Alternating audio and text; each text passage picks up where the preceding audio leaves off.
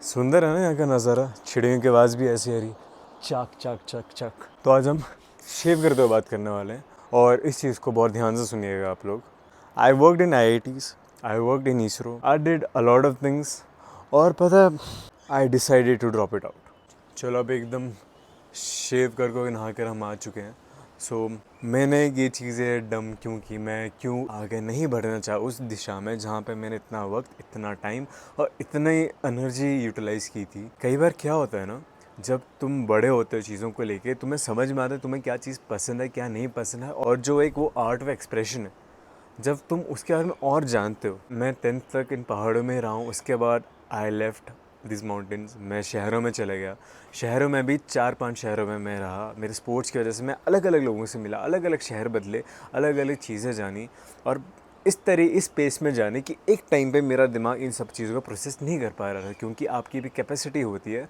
और जब आप अपने ब्रेन को उस हिसाब से ट्रेन करते हो, आपको समझ में आता है कि आप कौन हो और आपको अपने आप में और ज़्यादा समझ में आता है। और जैसे मैंने अपने आप को और समझने की कोशिश की, मुझे समझ में आया कि मेरे को हमेशा से कुछ अलग करना है। पर कहीं ना कहीं घर वालों ने जब मेरे को बोला कि तू ये कर, तुम ये करो, तुम ये कर, पर फिर एक नया ट्विस्ट आया।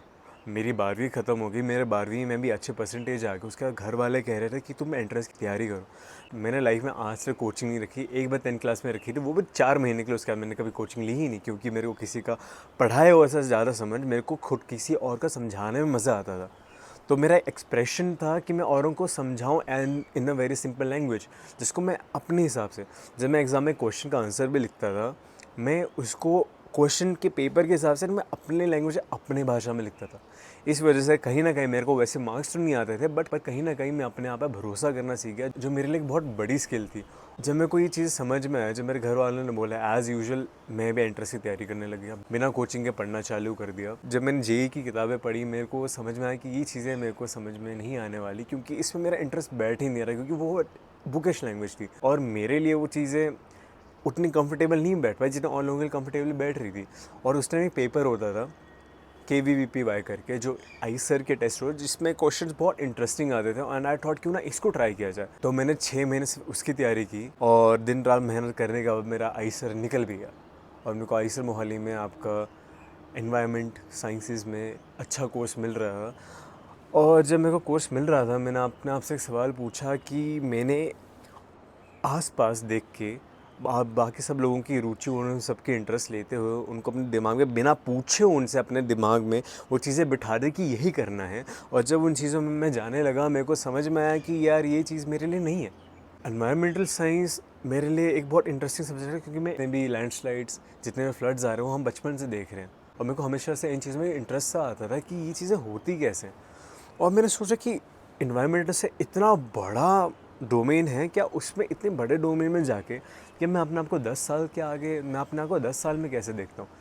और 10 साल का मेरा कहने का मतलब है कि आप अपना करियर वाइज नहीं देख रहे, 10 साल में आप अपने आप को अपनी पहचान के हिसाब से देखिए, क्या आप 10 साल बाद वो चीज़ कर सकते हो, कि आपका 10 साल के बाद का प्लान क्या हो। मैं काफ़ी लोगों से पूछता हूँ कि तू 10 साल बाद क्या करने वाले हो, और उनका ये होता है हम ये स्टार्ट करें, हम वो स्टार्ट करें, हम ये स्टार्ट करने वाले हैं। 10 साल का मतलब वो प्लानिंग करना नहीं है, 10 साल का मतलब है क्या आप अपने आप अगले 10 साल के लिए समझ चुके हो, क्या आप उस चीज़ को कर सकते हो।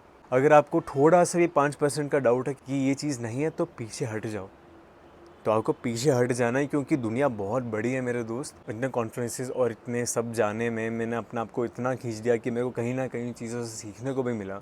और मेरे को ये समझ में आया कि मार्केट में सबसे बड़ी डिमांड आपकी एक ही है कि आप किसी प्रॉब्लम को कैसे सॉल्व करते हो। आप किसी एक प्रॉब्लम को भी यहाँ पकड़ कर उस पर पूरी लाइन खींच सकते हो, क्योंकि आपको इसमें आपकी रुचि, क्योंकि आपको इसमें इंटरेस्ट है, क्योंकि आपको इसमें मज़ा आता है। तो आप एक बहुत अलग से चीज़ें कर सकते हो। आपको कोई ज़रूरत नहीं है कि आप इतना बड़ा डोमेन लेके आप अपना ये भी कर रहे हो, उसमें और जा रहे हो, उसमें क्या 10 साल का आगे का करियर, आपके 10 साल के आगे की बातें।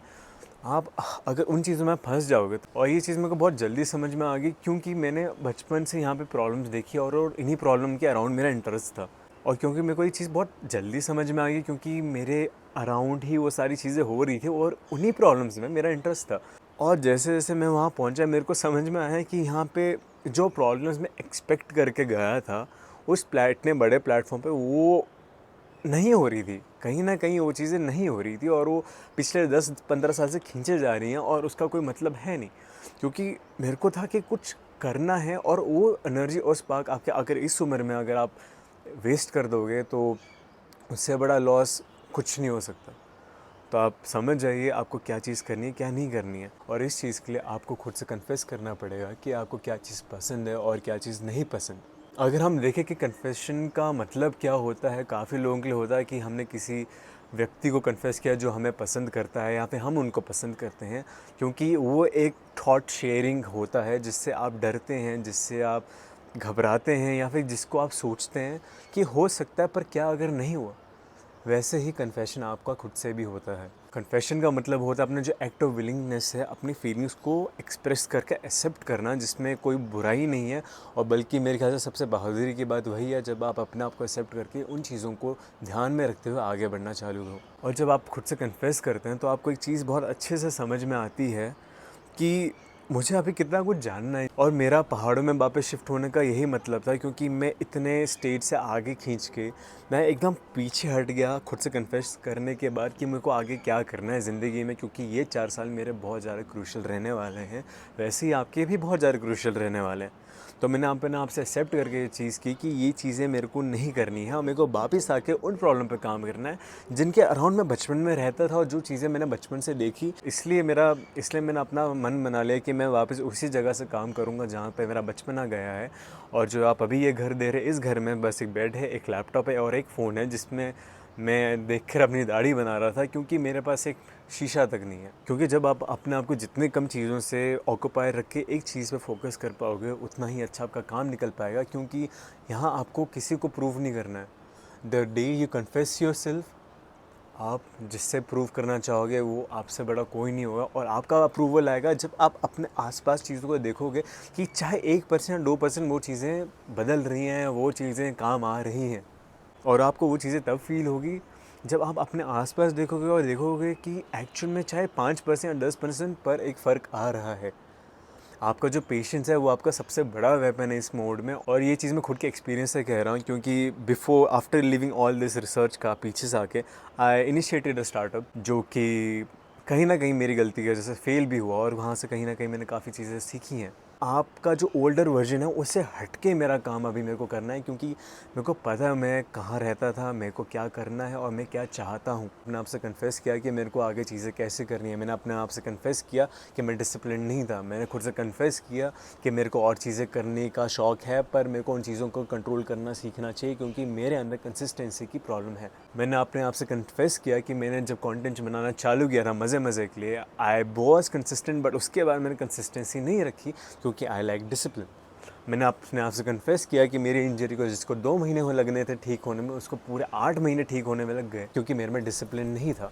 क्योंकि उन चीज़ों को मैंने कभी अपने बचपन वाले लेंस से जोड़ना इम्पॉर्टेंट समझा नहीं, क्योंकि वो चीज़ कभी एग्जिस्ट करती ही नहीं थी। अभी का जो ट्रेंड है उसमें खुद को मोल्ड करते हुए आगे बढ़ूँ, वो मैं नहीं हूँ, और वो चीज़ मैंने खुद से कन्फेस की। तो जानते आप अपने आप से कन्फेस कैसे कर सकते हो?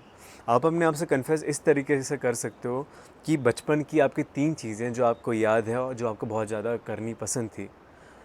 आपकी 3 चीज़ें जो आपको करने में सबसे ज़्यादा डर लगता है। आपकी 3 चीज़ें जिसमें आप सबसे ज़्यादा ऑकवर्ड हो सकते हो, और आपकी 3 चीज़ें जिसमें आप सबसे ज़्यादा अनकंफर्टेबल रहते हो।